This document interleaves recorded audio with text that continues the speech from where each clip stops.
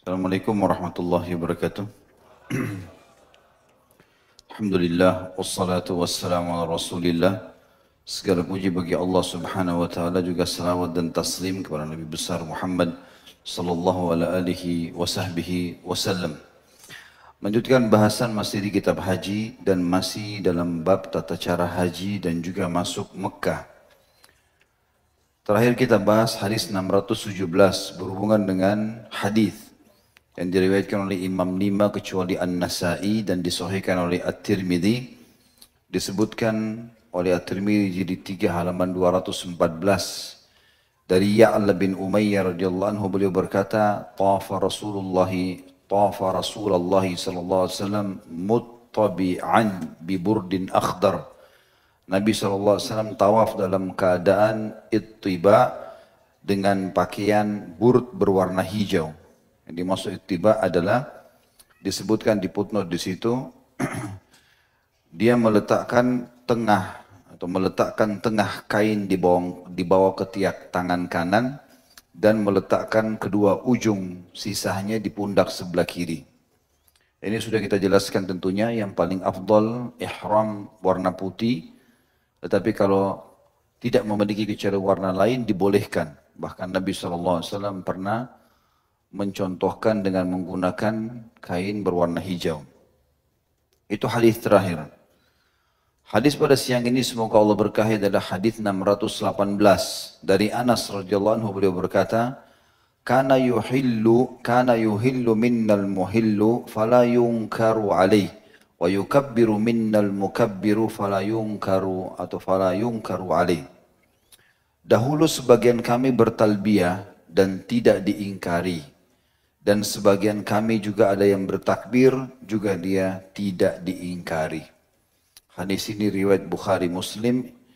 Imam Bukhari di jilid 2 halaman 198, Imam Muslim jilid 2 halaman 933. Hadis ini memberikan gambaran tentang prosesi pada saat seseorang menuju ke Mekah dan akan melakukan umroh atau haji. Sangat dianjurkan mereka bertalbiyah. Dan sudah kita sebutkan juga pada pertemuan yang sebelumnya lafaz talbiyah itu. Labbaik Allahumma labbaik, labbaik la syarika laka labbaik, innal hamda wan ni'mata laka wal mulk la syarika lak. Aku menjawab panggilanmu ya Allah dengan santun, ya. Aku menjawab panggilanmu dengan santun, tidak ada sekutu bersamamu, milikmu lah kerajaan, dan aku menjawab panggilanmu dengan santun. Kalau ada orang mau baca talbiyah, sementara misalnya dari Madinah menuju ke Mekah, atau dari Jeddah menuju ke Mekah, umumnya dari dua kota ini, ataupun duduk Saudi yang datang dari kotanya, dari Taif, dari Ha'il, dari Ablah, Abha, dari beberapa kota yang lain, boleh saja mereka menuju ke Mekah untuk membaca talbiyah, atau mereka bertakbir. Ada athar yang lain dari Ibnu Abbas radhiyallahu anhu, beliau memperbanyak membaca salawat kepada Nabi SAW. Intinya, seseorang berzikir dan mengingat Allah karena lagi ibadah. Hadis 619 dari Ibnu Abbas radhiyallahu anhu, beliau berkata, ba'athani Nabi sallallahu alaihi wasallam fi thaqal atau qala fi dha'afa min jam'in bilailah. Nabi SAW mengirimku dalam rombongan pembawa perbekalan, dan beliau berkata dalam rombongan kaum du'afa dari Muzdalifah berangkat ke Mina pada malam hari. Hadis ini riwayat Bukhari di jilid 3 halaman 23 dan juga Imam Muslim jilid 2 halaman 941. Yang dimaksud dengan Nabi SAW mengutusku untuk membawa perbekalan makanan di musim haji.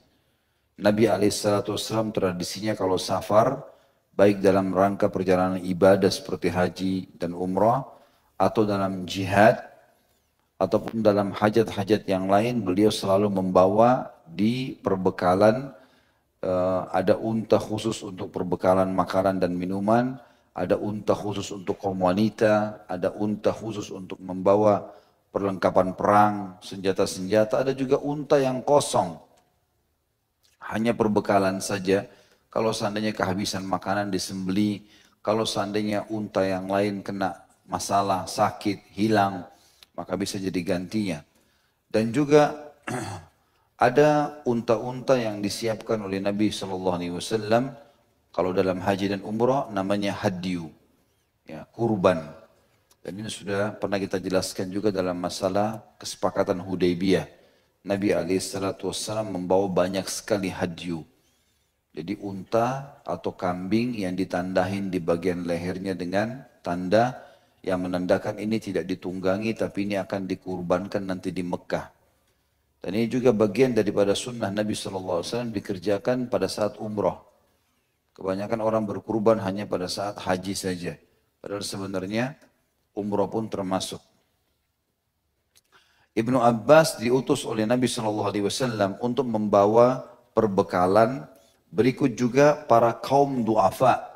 Kata sebagian ulama hadis kaum wanita dan orang tua juga anak-anak yang ikut haji lebih dulu dibawa pada malam hari itu. Jadi Nabi SAW nginap dari Arafah, kalau masih ingat pertemuan yang sebelumnya saya jelaskan, tanggal 8 hari Tarwiyah, jemaah haji masuk ke Mina, mereka nginap sampai besok pagi, tanggal 9 pagi habis duha, duduk di Arafah sampai terbenam matahari, malamnya di Muzdalifah, malam tanggal 9 atau malam Idul Adha itu. Nah yang dimaksud dengan riwayat Ibnu Abbas ini adalah pada saat Nabi SAW di Muzdalifah nginap sampai subuh. Tapi Nabi SAW mengizinkan Ibnu Abbas membawa perbekalan makanan ya, dan segalanya. Begitu juga dengan wanita dan orang tua juga anak-anak lebih dulu menuju ke Mina. Dari Muzdalifah menuju ke Mina. Sementara Nabi SAW dan sahabat yang masih kuat-kuat secara fisik, mereka menunggu habis setelah subuh baru meninggalkan Muzdalifah menuju ke Mina. Karena tanggal 9 itu, paginya di Arafah sampai terbenam matahari, malamnya sampai subuhnya tanggal 10 itu di Muzdalifah, mulai tanggal 10 hari Idul Adha atau dikenal dengan hari Nahar, dan 3 hari setelahnya Tasyrik 11, 12, 13, ini semuanya nginap di Mina. Tapi orang yang lemah dibolehkan untuk lebih dulu pergi ke Mina ya, pada malam Lebaran itu. Hadis 620 dari Aisyah radhiyallahu anha, beliau berkata, ista'zanat saudatu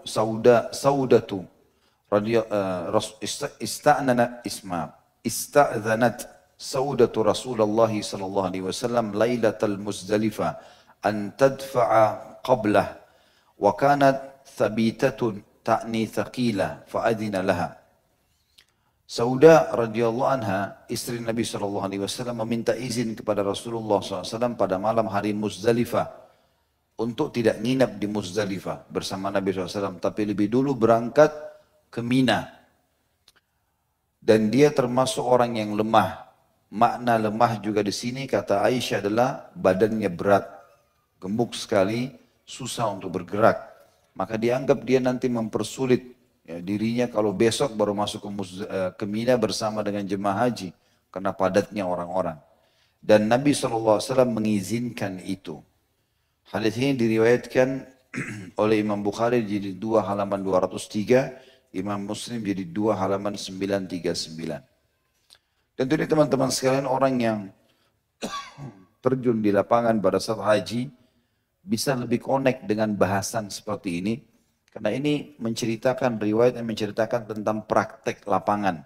Pada saat sedang di Arafah sampai terbenam matahari, lalu di Muzdalifah, lalu ada yang lebih dulu jalan, besoknya nanti masuk ke Mina, apa yang harus dikerjakan. Ini semua menceritakan haji secara praktek lapangan. Dan insya Allah bagi teman-teman yang mengikuti ini, minimal ada gambaran, nanti pada saat akan haji biasanya dijelaskan lagi di manasiknya. Selanjutnya, dari hadis 619, 620 ini menjelaskan tentang orang yang punya udzur boleh lebih dulu menuju ke ke Mina di malam Lebaran Idul Adha. Itu intinya. Hadis 621 dari Ibnu Abbas radhiyallahu anhu, beliau berkata, Rasulullah SAW bersabda kepada kami, la tarmul jamrata hatta tatlu'a syams. Janganlah kalian melempar jumrah sehingga matahari itu sudah terbit. Ini disebutkan oleh Imam 5 kecuali An-Nasai. Dalam sanadnya terdapat rangkaian yang terputus, tapi ini disahihkan oleh Syekh Albani, dan Imam Ahmad meriwayatkan di jilid 1 halaman 234, Abu Daud jilid 2 halaman 194, An-Nasai jilid 5, halaman 271, At-Tirmidzi jilid 3, halaman 240, Ibnu Majah jilid 2, halaman 107 atau 1007 maaf. Dan Syekh Albani menyebutkan dalam Al-Irwa di jilid 4 halaman 276. Dan hadis ini memberikan gambaran kalau jumrah melontar di musim haji tepatnya 4 hari. Tanggal 10 Idul Adha, ini jumrahnya cuma satu, jumrah Aqabah atau melontar tiang yang besar istilahnya. Ya. Dan kita sudah katakan, kita tidak katakan melontar syaitan. Karena yang melontar syaitan dulu adalah Nabi Ibrahim alaihissalam. Dan sekarang ini tinggal simbolik menjadi hukum syariat. Gitu kan. Makanya kita tidak perlu melontar atau melempar dengan marah. Ya, atau melempar batu besar. Karena simbolik kerikil kecil. Sambil membaca Bismillahi Allahu Akbar. 7 butir. Dan batu kalau mau diambil di Muzdalifah bisa. Kalau enggak bisa diambil di wilayah Mina. Bahkan kalau jatuh di wilayah Jumrah pun bisa diambil batu dari situ. Kalau misalnya batu kita 5, yang 2-nya jatuh. Bisa kita ambil dari situ dan kita lempar. Karena sunnahnya melemparnya. Jadi hari Idul Adha Jumrah Aqabah. Melontar Aqabah ini. Kemudian Tasyrik 11, 12, 13 melontarnya Sugra, Wusta, Aqabah atau Kubra. Melontar kecil, sedang, besar. Kecil, sedang, besar, 3 hari. Kecil, sedang, besar. Ya, jadi cuma hari pertama saja Idul Adha yang melontar 1 kali. Dan Nabi SAW menganjurkan para sahabat untuk melontar setelah terbit matahari. Terlebih lagi ini bagi orang-orang yang mampu. Kayak laki-laki yang masih kuat ya. Mereka mampu untuk melakukan perjalanan ke sana ke Jumrah lalu melontar sendiri itu lebih afdolnya setelah terbit matahari. Hadis 622 dari Aisyah radhiyallahu anha beliau berkata, "Arsalan Nabiyyu sallallahu alaihi wasallam bi ummi Salamah lailatal nahar faramatil jamrata qabla al-fajr thumma madat fa'afadat." Nabi SAW memberangkatkan Ummu Salamah pada malam hari penyembelihan kurban. Lalu dia melempar jumrah sebelum fajar. Kemudian berangkat ke Ka'bah dan tawaf ifadah. Hadis ini diriwayatkan Abu Dawud dengan sanad sahih sesuai dengan syarat Imam Muslim. Sebagaimana disebutkan bahwasanya diriwayatkan Abu Dawud di jilid 2 halaman 194. Syekh Albani rahimahumullah mengatakan hadis ini dhaif. Tapi umumnya ulama hadis seperti Ibnu Hajar al-Asqalani penulis buku ini meriwayatkan kalau Abu Dawud mensahihkan hadis ini sesuai dengan syarat Imam Muslim. Artinya, kalau orang tidak mampu, jumrah itu lebih afdal setelah terbit matahari. Tapi kalau ada orang tidak mampu, dia mau melempar di malam hari, sebelum fajar, maka itu dibolehkan. Sebagian ulama menarik hadis Ibnu Abbas tadi yang kita sebutkan sebelumnya, bagaimana Ibnu Abbas membawa para orang-orang yang lemah di malam Muzdalifah, malam lebaran Idul Adha menuju ke Mina, itu tujuannya untuk menuju ke Mina lalu menjumrah, ya, melontar pada malam itu agar para kaum yang lemah ini tidak terdesak dengan jemaah haji di keesokan harinya. Dan ini perselisihan di antara ulama tentang masalah boleh atau tidaknya. Tapi umumnya ulama membolehkan bagi orang-orang tidak mampu untuk melontar di malam hari. Jadi hadis 621 sama 622 tidak bentrok. Karena hadis 622 memerintahkan orang-orang yang sehat dan normal untuk jumrah setelah terbit matahari.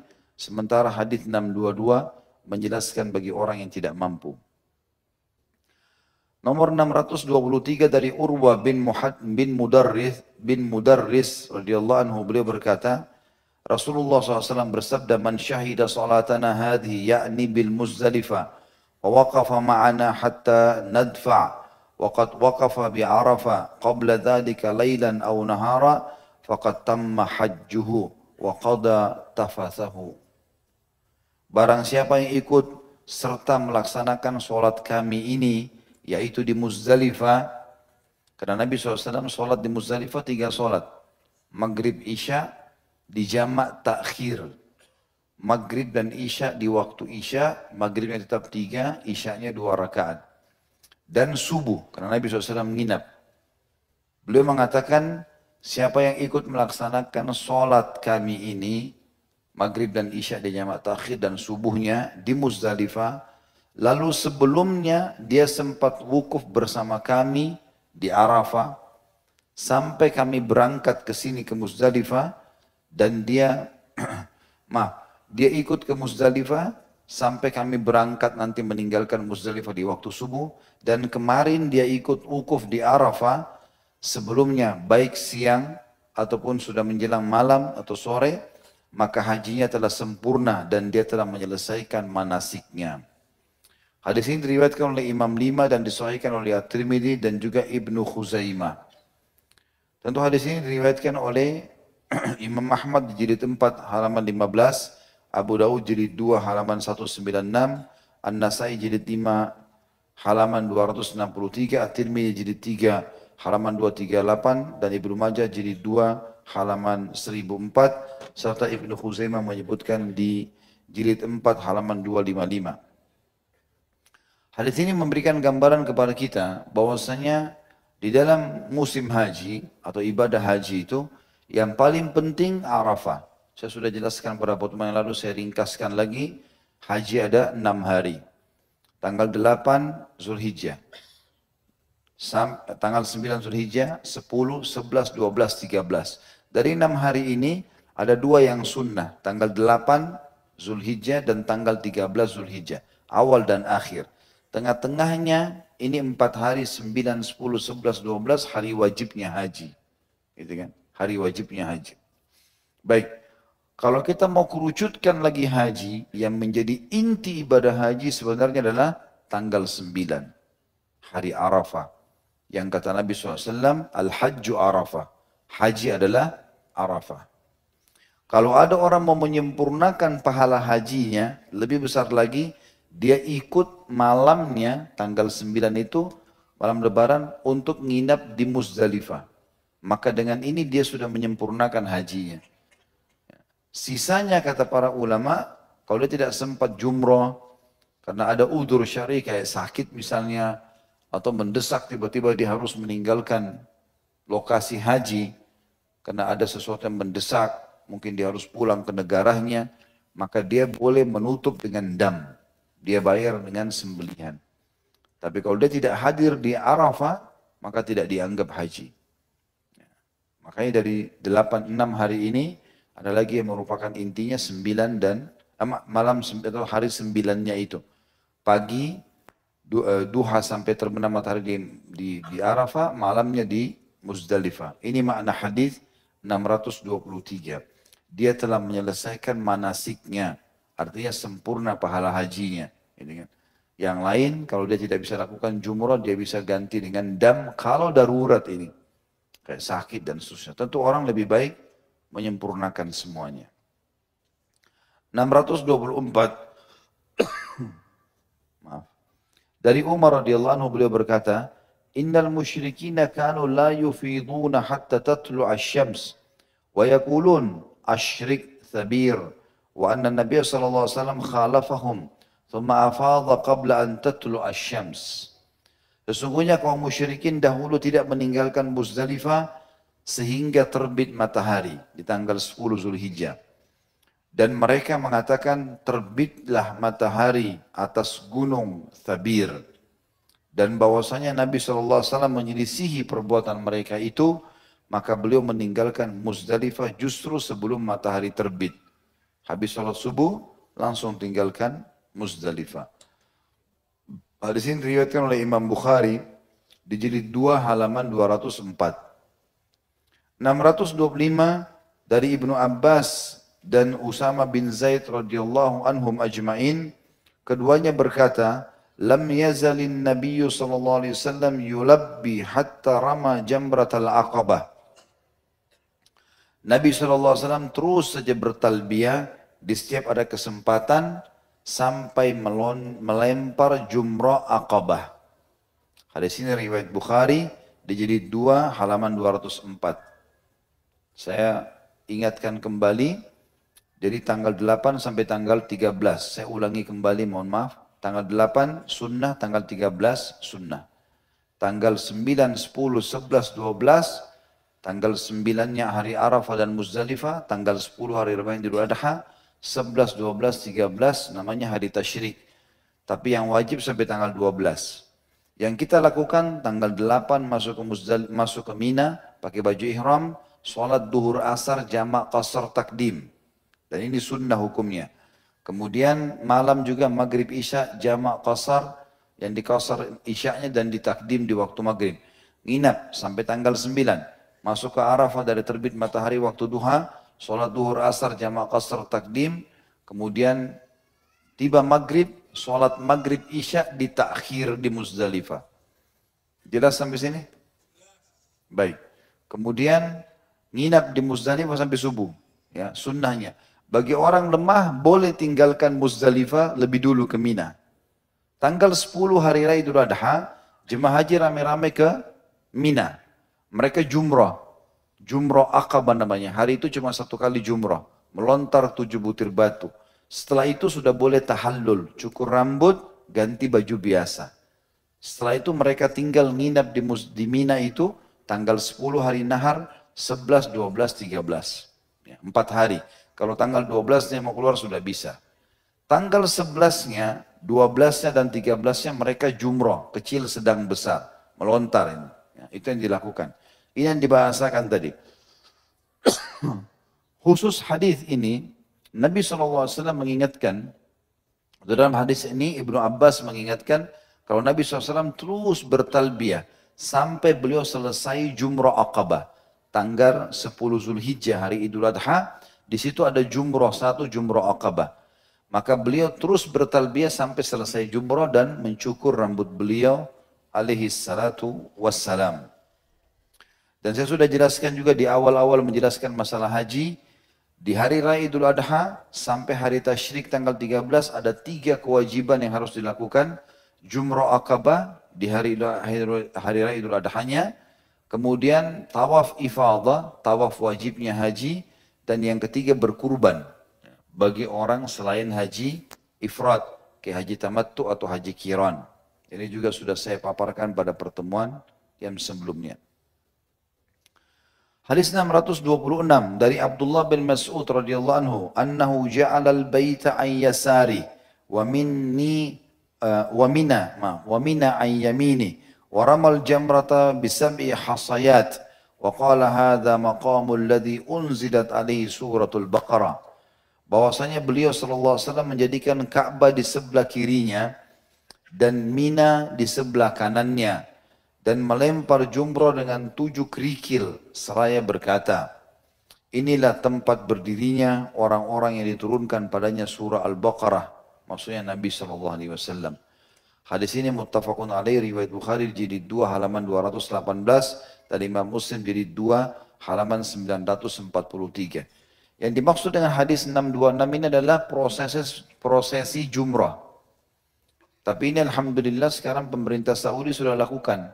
Secara kita tidak sadari sebenarnya jumrah itu sudah menjadikan seperti posisi ini. Ya. Ka'bah berada di sebelah kiri kita, artinya arah Ka'bah. Dan di sebelah kanan kita Mina. Jadi orang sambil jumrah sudah mempraktekin ini karena sudah dibuatkan tempat jumrah itu. Kalau dulu hanya tiang-tiang kecil, kalau sekarang tiangnya sangat besar dan panjang. Sehingga orang melontar, mungkin kurang lebih 10 atau 15 meter tembok itu, kita tinggal lontar ke tembok itu nanti akan jatuh batunya ke lubang yang sudah disiapkan. Dan Nabi SAW melakukan dengan cara tadi, menjadikan Ka'bah di sebelah kirinya dan menjadikan Mina di sebelah kanannya. Dan saya sudah bilang sekarang sudah dibuat seperti itu. Sehingga jemaah haji tanpa mereka sadari sebenarnya mereka sudah mengikuti sunnah ini. Melontar memang arah Ka'bah sebelah kirinya dan Mina sebelah kanannya. Hadis 627 dari Jabir radhiyallahu anhu, beliau berkata, "Rama Rasulullah sallallahu alaihi wasallam jamrata yauman nahri duha, wa amma ba'da dzalika fa idza zalatis syams." Rasulullah SAW telah melempar jumrah pada hari penyembelihan kurban pada waktu duha. Habis sholat duha sudah melontar di tanggal 10 Zulhijjah. Adapun setelah itu hari-hari tasyrik, maka apabila kalau beliau melontar setelah tergelincir matahari atau di waktu setelah duhur. Hadis ini diriwayatkan oleh Imam Muslim tentunya. Imam Muslim meriwayatkan di jilid 2 halaman 945. Ini waktu-waktu jumrah ya, waktu-waktu jumrah. Hari pertama Idul Adha itu waktu duha. Hari tasyrik 11, 12, 13 beliau melontar setelah duhur.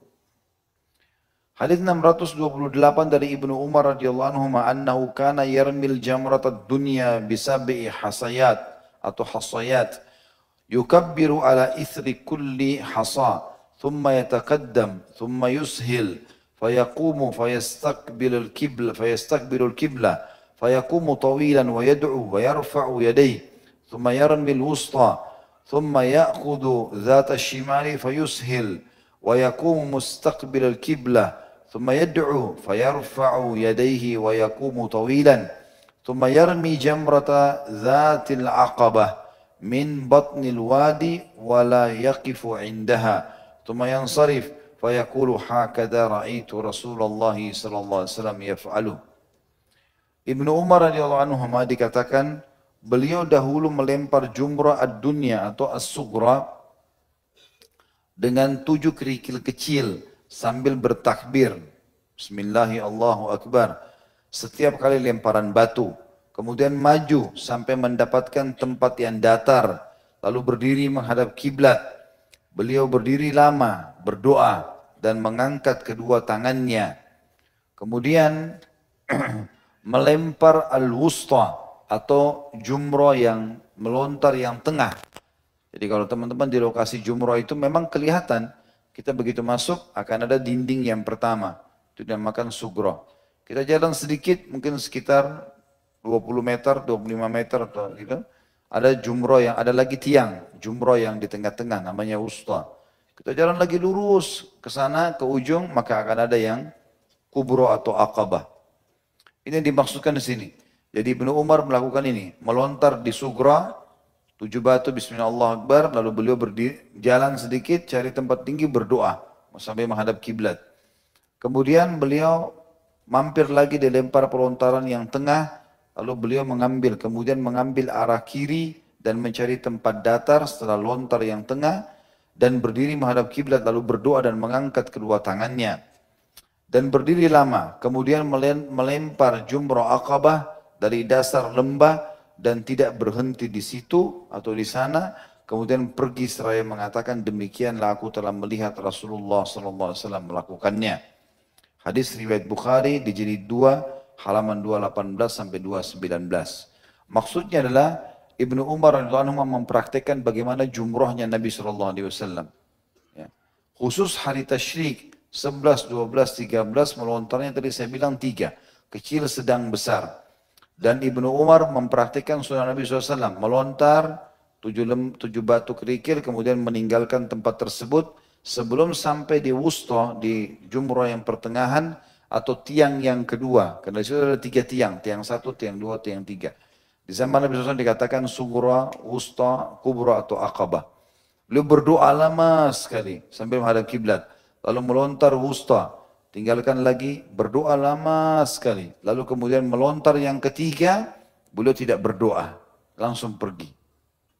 Lalu beliau menjelaskan kepada kaum muslimin yang ikut bersama beliau, beginilah Rasulullah SAW melakukannya. Dan ini menandakan teman-teman sekalian bagaimana jelinya para sahabat mengikuti baginda Nabi alaihi salatu wassalam. Padahal kalau kita fikir sebenarnya mudah sekali. Kalau di 1 dan 2 tadi berdoa, kenapa di yang ketiga tidak berdoa saja?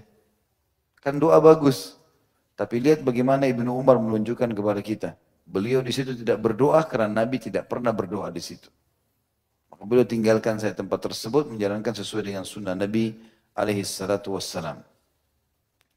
Hadis 629.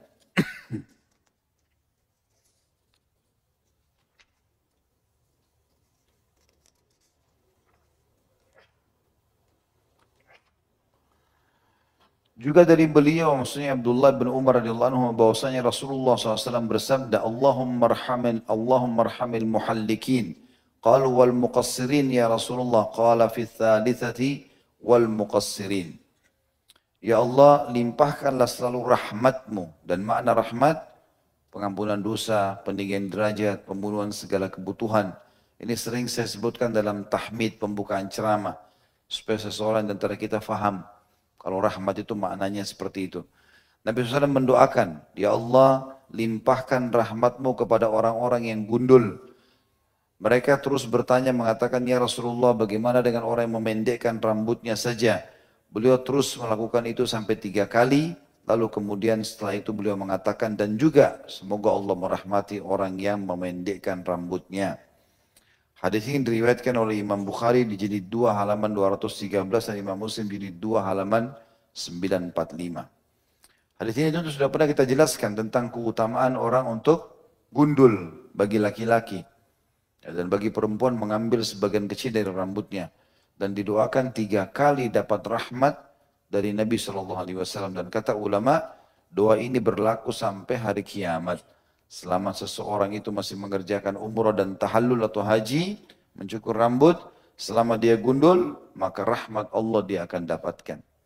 Tentu sudah pernah saya bilang juga, saudaraku seiman, kalau gundul karena kriminal, mungkin orang wajar malu. Tapi kalau gundul pulang haji dan umrah, itu satu ibadah. Dan dari mana kita tahu subhanallah, mungkin Allah SWT menilai setiap helai rambutnya satu pahala. Mungkin saja kuasa Allah SWT. Bukan sesuatu yang jauh dari rahmat Allah itu. Ya. Kemudian orang yang cukur pun boleh, tapi di sini yang dimaksud adalah muqassir. Qasar itu bukan mengambil sebagian kecil, tapi qasar mencukur dari seluruh penjuru kepala. Itulah yang disampaikan oleh guru-guru kami kepada kami dulu pada saat memaknakan makna qasar ini. Berarti orang yang memendekkan rambut juga dapat rahmat, tapi 1 kali didoakan, sementara orang yang gundul mendapatkan 3 kali doa. Jadi tentu doa Nabi Muhammad alaihissalatu wassalam. Hadis 630 dari Abdullah bin Amr bin As radhiyallahu anhuma, anna Rasulullah sallallahu alaihi wasallam waqafa fi hajjatil wada' wa faja'alu yas'aluna faqala rajulun lam ash'ur fahalaktu qabla an azbah qala izbah wala haraj faja'a akhar faqala lam ash'ur فنحرت قبل أن أرمي قال ارمي ولا حرج فما سئل يومئذ عن شيء قدم ولا أخر إلا قال افعل ولا حرج. Bahwasanya Rasulullah SAW pada saat berdiri pada Haji Wada di tahun 9 Hijriah atau 10 Hijriah ya. Lalu orang-orang mulai bertanya kepada beliau. Seseorang laki-laki bertanya, saya belum mengerti bahwa ibadah menyembelih didahulukan sebelum mencukur rambut. Maka saya telah mencukur sebelum saya menyembelih. Di hari raya Idul Adha, dia rupanya cukur duluan baru dia sembelih. Padahal hukum syar'inya sebenarnya idealnya dia jumrah dulu baru kemudian dia cukur, atau dia sembelih dulu baru dia cukur. Ya, baru tahallul, atau dia tawaf dulu ifadah baru dia cukur ya. Maka beliau SAW menjawab, sembelihlah sekarang. Karena kamu tidak tahu, nggak apa-apa, sembelih. Dan tidak mengapa. Lalu datang lagi orang yang lain bertanya mengatakan, saya belum mengerti. Sehingga saya telah menyembelih sebelum melempar jumrah. Di hari raya Idul Adha, mestinya jumrah dulu, baru cukur. Atau tawaf dulu, baru cukur. Gitu kan. Tapi akhirnya saya tidak mengerti. Dan saya menyembelih sebelum melempar jumrah. Maka beliau menjawab sallallahu alaihi wasallam, lemparlah jumrahmu sekarang dan tidak mengapa. Tetap sah karena kamu sudah terlanjur cukur duluan, tidak masalah. Karena tidak tahu. Beliau pada hari itu tidak ditanya tentang sesuatu yang didahulukan atau diakhirkan, kecuali beliau menjawab, kerjakan dan tidak masalah. Hadis ini tentu diriwayatkan oleh Imam Bukhari di jilid 1 halaman 31 dan di jilid 2 halaman 215 dan Imam Muslim di jilid 2 halaman 948. Tentu yang ideal adalah teman-teman sekalian di hari raya Idul Adha, kita, saya katakan tadi, melakukan satu dari 3 perbuatan. Jumrah, Aqabah, baru cukur, atau kita tawaf ifadah, tawaf wajib haji, baru cukur, atau kita berkurban baru cukur. Ini idealnya. Tapi kalau ada orang tidak tahu, dia cukur duluan, baru dia jumrah. Dia cukur duluan, baru dia misalnya tawaf ifadah.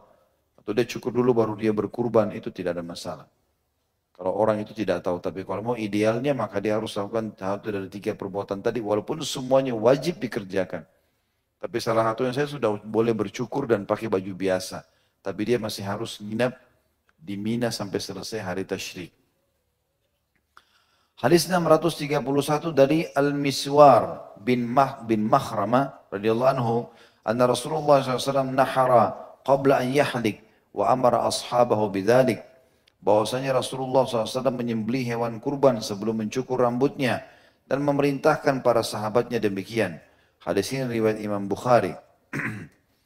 Di jilid 3 halaman 11. Jadi maksudnya di sini Nabi SAW menunjukkan kepada para sahabatnya berkurban dulu baru cukur. Karena orang kalau sudah cukur di hari raya Idul Adha itu berarti sudah boleh pakai baju biasa. Bukan lagi terikat dengan ihram. Maka syaratnya cukur yang lebih afdal adalah berkurban dulu atau tawaf dulu atau memang dia jumrah dulu baru dia mencukur rambutnya. Hadis 632 dari Aisyah radhiyallahu anha, beliau berkata Rasulullah SAW bersabda, "Idza ramaitum wa halaqtum faqad halalakumut tib wa kullu syai'in illa nisa." Apabila kalian melempar jumrah dan telah mencukur rambut kalian, maka minyak wangi dan segala sesuatu larangan ihram telah halal bagi kalian kecuali menggauli wanita. Hadis ini diriwayatkan Imam Ahmad dan Abu Dawud dengan sanad yang lemah. Tentu Syekh Albani mengatakan lafaz hadis ini sangat lemah. Bahkan beliau menilainya mungkar hadis ini karena tentu ada hadis-hadis sahih yang menjelaskan ya, lafaz yang mirip tapi khusus lafaz ini dianggap hadis yang lemah. Sementara ada lafaz-lafaz hadis yang lain yang menjelaskan kalau Nabi SAW membolehkan ya, apa saja pada saat orang sudah tahallul, mencukur rambut, kecuali menggauli suami istri, karena itu wajib tawaf ifadah dulu. Atau tawaf wajibnya haji. Hadis 633 dari Ibnu Abbas radhiyallahu anhu dari Nabi SAW, beliau bersabda, "Laisa 'alan nisa'i halqun wa innama yuqassirna." Wanita tidak disyariatkan mencukur gundul kepalanya, namun mereka harus memendekkan rambut saja. Hadis ini hadisnya hasan. Disebutkan di dalam hadis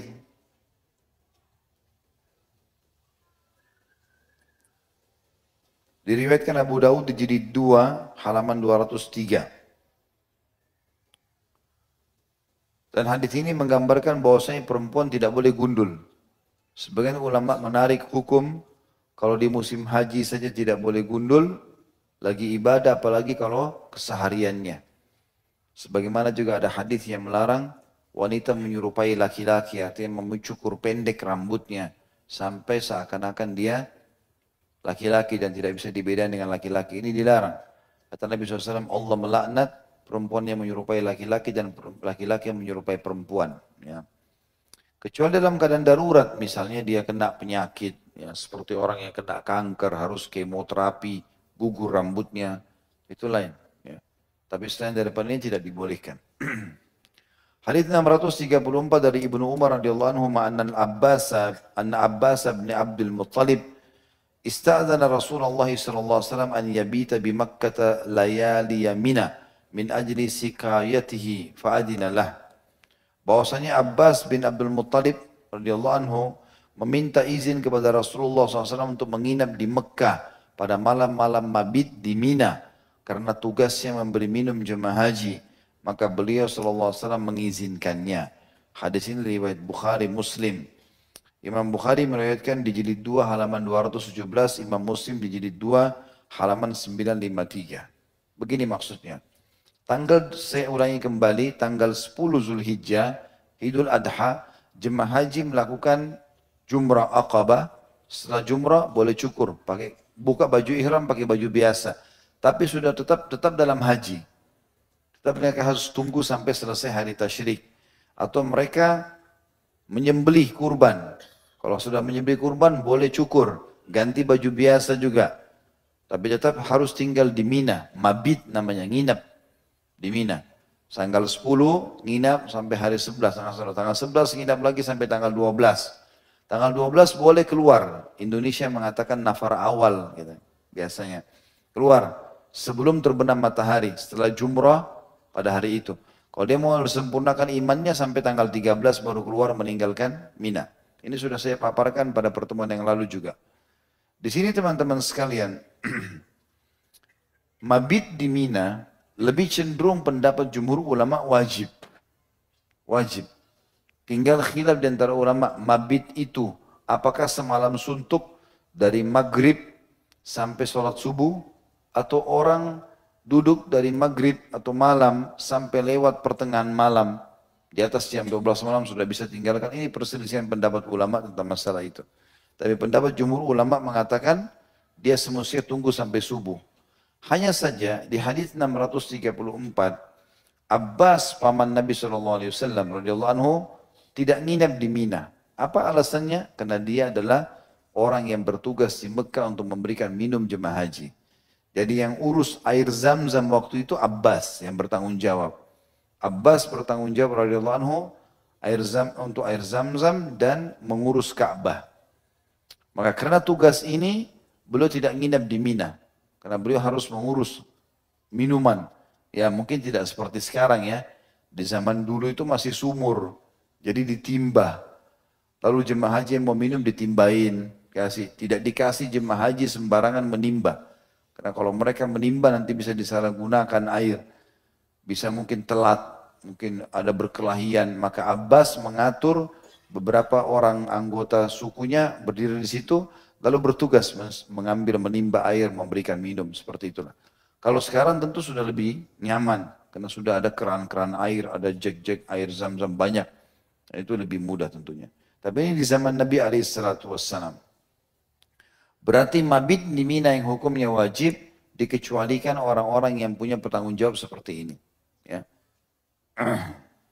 Mungkin sekarang masuk juga orang-orang yang security ya, keamanan atau siapalah ya yang kira-kira punya tugas-tugas negara yang untuk menjaga jemaah haji atau apa saja atau mengawal ini semua mungkin masuk di dalamnya. Hadits 635 dari Asim bin Adi radhiyallahu anhu anna Rasulullah sallallahu alaihi wasallam arkhasa riru'a'il ibli fil baituta an Mina yarmuna yawman nahar thumma yarmuna al-ghadi di yawmain thumma yarmuna yawman nafri. Bahwasanya Rasulullah SAW memberikan keringanan atau rukhsah bagi para pengembala unta untuk tidak menginap di Mina. Mereka melempar di hari menyembelih kurban, kemudian melempar jumrah besoknya untuk 2 hari. Kemudian melemparnya kembali pada hari nafar atau hari keluar dari Mina. Hadis ini diriwayatkan oleh Imam 5 dan disahihkan oleh Tirmidzi dan juga Ibnu Hibban. Imam Ahmad meriwayatkan hadis ini di jilid 5 halaman 450, Abu Daud di jilid 2 halaman 202, An-Nasai jilid 5 halaman 273, At-Tirmidzi jilid 3 halaman 289, Ibnu Majah jilid 2 halaman 1010 dan Ibnu Hibban jilid 9 halaman 200, serta juga Syekh Albani menyebutkan dalam kitab Al-Irwa di jilid 4 halaman 280. Di sini yang dimaksud adalah para pengembala unta, karena unta-unta mereka pada saat mereka haji di zaman dulu, itu mereka nggak tinggalkan di padang pasir atau di peternakan. Di zaman dulu orang kalau pergi haji atau umrah atau bahkan jihad, para pengembala domba dan unta membawa bersama mereka. Makanya ada di antara sahabat atau banyak di antara mereka kalau pergi jihad pun mereka berada di bagian belakang pasukan. Karena sambil membawa gembalaannya. Ya, gembalanya dibawa. Di musim haji juga seperti itu. Maka karena mereka punya gembalaan banyak, takut mendesak jemaah haji, Nabi SAW memberikan keringanan buat mereka. Memberikan keringanan buat mereka sebagaimana disebutkan dalam hadis ini. Jadi mereka tidak menginap di Mina. Ya. Mereka boleh menginap di mana mereka mau kembalikan untanya. Tapi mereka harus kembali besoknya jumrah. 636 dari Abu Bakar radhiyallahu anhu beliau berkata, khatamana Rasulullah SAW yawman nahar. Rasulullah SAW berkhutbah kepada kami pada hari penyembelihan kurban. Hadis ini muttafaqun alaih, diriwayatkan Bukhari jilid 2 halaman 216, Imam Muslim jilid 3 halaman 1307. Hadis ini memberikan gambaran tentang sunnahnya imam atau pemimpin wilayah kayak sekarang Saudi, baik itu rajanya atau presidennya, kalau ada presiden, raja, khalifah, apa saja istilah mereka, pemimpin muslim disunnahkan berkhutbah di hari Arafah ataupun di hari Nahar. Ya, di Arafah juga Nabi SAW khutbah, di sini pun di hari Idul Adha juga Nabi SAW khutbah. Ini dianjurkan tentunya. Kalau tidak, maka boleh pemimpin tersebut menunjuk alim ulama untuk melakukan itu. Sebagaimana sekarang kerajaan Saudi menunjuk para ulama untuk berkhutbah di hari Idul Adha ini. Ya, itu tepatnya di Mina. Hadis 637 dari Sarra binti Nahban radhiyallahu anha, beliau berkata, khatabana Rasulullah sallallahu alaihi wasallam yaumar ru'us, faqala alaysa hadha awsata ayyamit tasyrik. Rasulullah SAW menyampaikan khutbah kepada kami pada hari Ar-Ru'us atau tepatnya tanggal 11 Zulhijjah, hari tasyrik. Beliau bersabda, bukankah ini adalah pertengahan hari-hari tasyrik? Al-Hadith diriwayatkan oleh Abu Dawud dengan sanad hasan.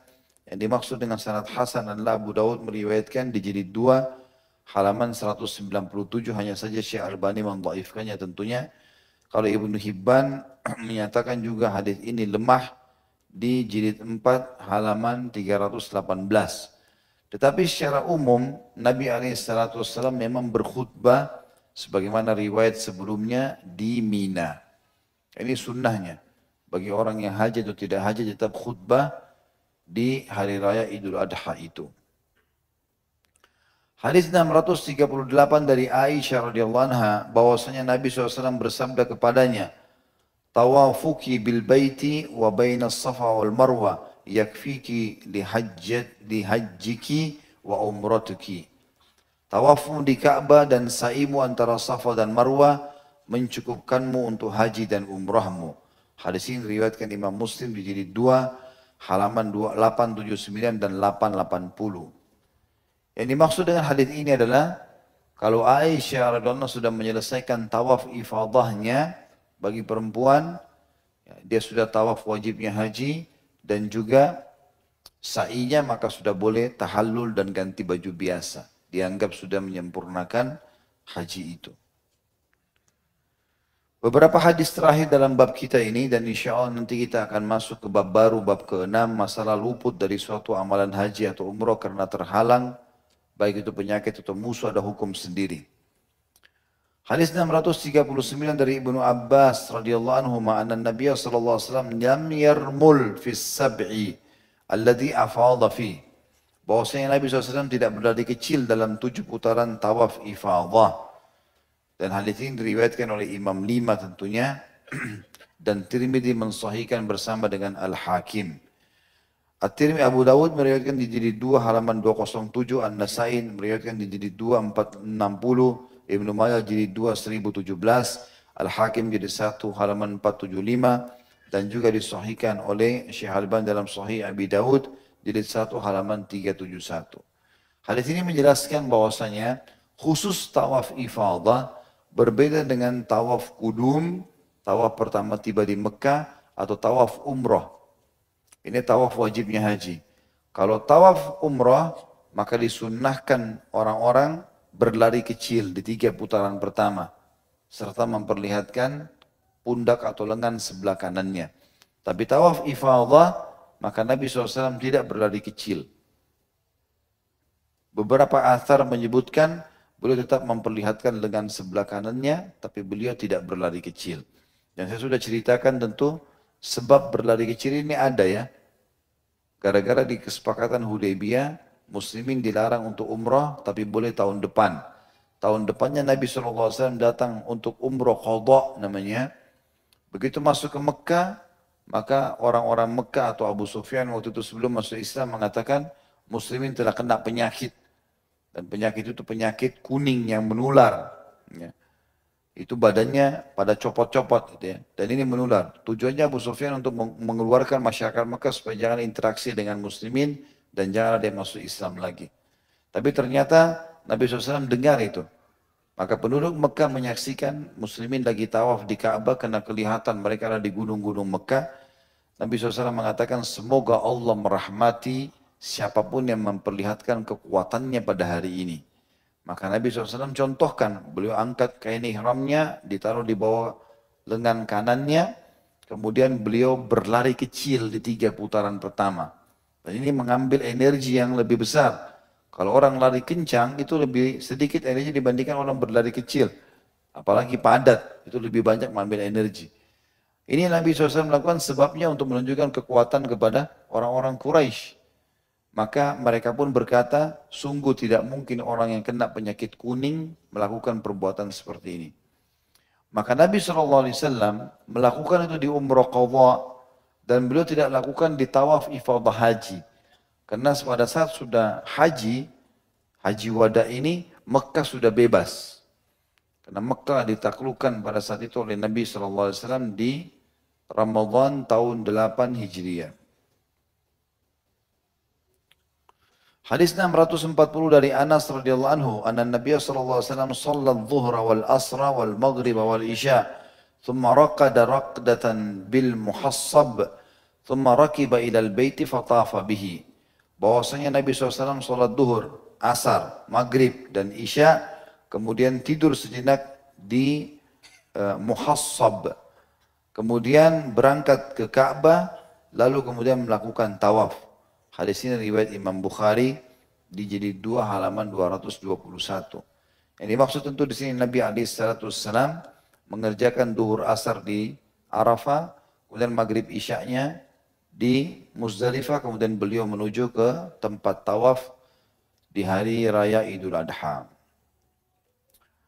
Hadis 641 dari Aisyah radhiyallahu anha annaha lam takun taf'al dhalik ay nuzula bil abtah wa taqul innama nazalahu Rasulullah sallallahu alaihi wasallam li'annahu kana manzilan asmaha li khuruji. Bahwasanya beliau tidak melakukan hal tersebut, yaitu singgah dan istirahat di daerah Abtah. Dan beliau berkata Rasulullah SAW singgah di sini hanya karena tempat tersebut adalah tempat yang paling mudah untuk keluar bagi beliau. Hadis ini riwayat Imam Muslim di jilid 2 halaman 951. Tentu Abtah ini adalah wilayah sebelum tiba di Mekah. Di sini riwayat ini review kembali. Waktu Aisyah radhiyallahu anha pergi setelah meninggalnya Nabi SAW ke Mekah, beliau tidak mampir di situ. Orang-orang sempat bertanya, kenapa anda tidak mampir? Bukankah kami ketahui Nabi SAW pernah mampir di sini? Kata Aisyah, Nabi SAW singgah di sini justru karena ini hanya tempat mudah mengatur, memperbaiki pakaian, istirahat sebentar baru masuk ke Mekah. Berarti di sini tentu umat Islam maksud Aisyah tidak perlu mengerjakan mampir di situ. Boleh orang langsung masuk ke Mekah. Dua hadis yang terakhir, hadis 642 dari Ibnu Abbas radhiyallahu anhu, beliau berkata, umiran nasu ayyakuna akhiru ahdihim bil bait illa annahu khuffifa 'alal haid. Orang-orang diperintahkan agar waktu akhir mereka sebelum berangkat pulang adalah di Baitillah atau Baitullah, tawaf wada, tawaf perpisahan. Hanya saja diberikan keringanan bagi wanita yang haid. Hadis ini diriwayatkan Imam Bukhari di jilid 2 halaman 220 dan Imam Muslim jilid 2 halaman 963. Ya. Jadi hadis ini menjelaskan kepada kita tentang wajibnya tawaf wada, tawaf perpisahan. Sebelum tinggalkan Mekah, baik mau pulang ke negeri kita atau masih mau ke Madinah, tawaf wada bagi haji. Dan jumhur ulama mengatakan bagian tidak tawaf wada, tawaf perpisahan, dia kerjakan tawaf biasa 7 kali putar saja dengan niat tawaf wada dalam hati, maka dia wajib sembelih hewan. Dia wajib sembelih hewan. Ada sebagian ulama mengatakan dia wajib di haji dan dia sunnah di umrah. Tapi jelas tawaf wada adalah ibadah yang sangat dianjurkan. Jadi yang terakhir kita lakukan sebelum sebelum meninggalkan Mekah adalah tawaf. Kalau misalnya ada seseorang yang kita tawaf wada, seseorang di antara kita tawaf wada misalnya habis duhur atau habis duha dengan niat mau keluar ke Jeddah lalu berangkat ke Indonesia hari itu juga. Ternyata travel memberitakan kalau mereka telat, tercancel penerbangannya, besok baru pulang. Maka mereka nginap lagi di Mekah malam itu, maka tawaf wadanya itu dianggap tawaf biasa. Bukan tawaf wada, bukan tawaf perpisahan. Besok dia tawaf lagi. Ya, karena kalau dia nginap berarti tawaf wadanya dianggap berubah menjadi tawaf biasa. Yang terakhir adalah hadis 643. Ini menjelaskan tentang sudah masyhur hadis ini tentang masalah keutamaan Masjidil Haram. Dari Ibnu Zubair radhiyallahu anhuma, Abdullah bin Zubair, beliau berkata Rasulullah SAW bersabda, salatun fi masjidi hadha afdal min alfi salatin fi masiwahu illa al-masjidil haram. Wa salatu fi al-masjidil haram afdal min salatin fi masjidi hadha bimi'ati salah. Salat di masjidku ini lebih utama daripada 1000 kali salat di masjid lainnya. Kecuali Masjidil Haram. Dan salat di Masjidil Haram lebih utama daripada salat di masjidku ini 100 kali salat. Karena memang tentu yang dimaksud di sini 100 kali adalah jumlahnya 1000. Jumlahnya salat di Masjid Nabawi 1000. Masjid Haram Mekah 100 kali lebih afdal daripada Masjid Nabawi. Berarti 1000 kali 100. Ya. Berapa itu? 100.000. Maka yang dimaksud adalah 100.000. Dan ini juga ada hadis yang lain menyebutkan masalah itu tentunya. Hadis ini sahih diriwayatkan Ahmad dan Ibnu Hibban. Imam Ahmad meriwayatkan jilid 4 halaman 5. Ibnu Hibban menjelaskan di jilid 4 halaman 499. Dan hadis yang serupa tentu ada bunyinya. Yang kata Nabi SAW, salat di Masjidil Haram Mekah 100.000 dibandingkan tempat lain. Dan salat di masjidku ini 1000 dibandingkan tempat lain. Itu hadis yang sahih. Riwayat yang lainnya ditambahkan, dan ini tambahannya masih diperselisihkan oleh ulama tentang masalah kesahihannya. Kata Nabi SAW, dan sholat di Masjid Aqsa 500. Ya. Kalau masalah Masjid Aqsa yang sahih adalah sabda Nabi SAW, sholat waktu sahabat lagi berdialog tentang masalah mana lebih afdal, sholat di Masjid Aqsa atau sholat Masjid Aqsa atau sholat di Masjid Rasulullah SAW di Madinah. Maka Nabi pun keluar lalu berkata, sungguh sholat di masjidku ini lebih afdal daripada Aqsa, ya, 4 kali lipat. Kalau hadis tadi menjelaskan 1000 berarti Aqsa dibagi 4, 250 kali lipat sholat dibandingkan tempat lain. Seperti itulah. Mungkin begitu saja tentunya teman-teman sekalian. Semoga apa yang kita bahas hari ini bermanfaat buat kita dan dijadikan sebagai tambahan amal kita pada hari kiamat. Dan semoga seluruh amal soleh yang pernah kita kerjakan, yang sedang kita kerjakan dan akan kita kerjakan sampai menjelang ajal datang nanti diterima dengan pahala yang sempurna. Dan semoga juga itu bisa menjadi tambahan yang memberatkan amal soleh kita pada hari kiamat dan memberikan derajat kita di surga. Dan semoga seluruh dosa tidak terkecuali yang pernah kita kerjakan, sengaja tidak sengaja, kecil ataupun besar, samar ataupun nyata, diganti dengan kemahamurahan Sang Pencipta Allah dan kemahasempurnaannya menjadi pahala. Dan selalu kita doakan negeri tercinta Indonesia menjadi negara yang aman. Negeri tercinta Indonesia menjadi negara yang aman, tentram, damai. Dan seluruh wilayah Islam pun aman, tentram, dan damai. Dan seluruh muslimin di bawah naungan ukhuwah Islamiyah. Diangkat perselisihan di antara mereka. Dan juga Allah kembalikan mereka dalam ibadah kepada Al-Quran dan Sunnah. Dan semoga seluruh wilayah Islam diberikan pemimpin muslim termasuk Indonesia ini. Sampai menjelang hari kiamat nanti pemimpin muslim yang adil yang kembali kepada Al-Quran dan Sunnah dan berjaya Islam di tangan mereka. Dan semoga utang negara ini dan utang negara-negara Islam dilunasi oleh kaum muslimin dan terlepas terikat dari musuh-musuh Islam yang sengaja mengikat dengan hal-hal riba.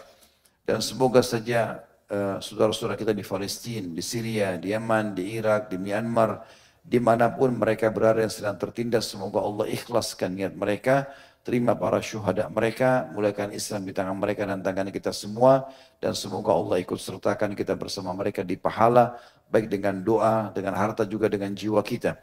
Dan semoga Allah dengan kemahamurahannya yang kita yakin dia sedang mendengar kita karena dia maha mendengar, mengetahui karena dia maha mengetahui, dan melihat karena dia maha melihat, agar menyatukan kita semua ada di masjid ini, yang mengikuti acara kita live ataupun yang mengulangi acara ini, disatukan semua di surga firdausnya tanpa hisab, sebagaimana ia telah satukan kita untuk mempelajari ilmu yang benar dari sisinya ini.